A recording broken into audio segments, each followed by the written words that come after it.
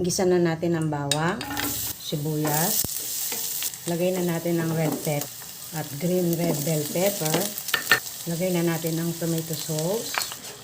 Lagay na natin ang ating pineapple tidbits. Timplahan natin ng paminta. Lagyan na natin siya ng 2 cups of water. Lagay na natin ang ating meatballs. Takpan natin.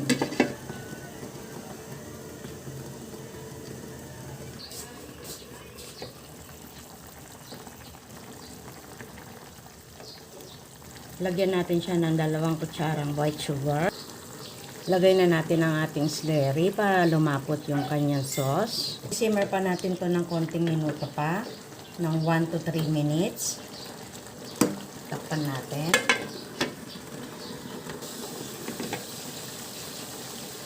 Ayan,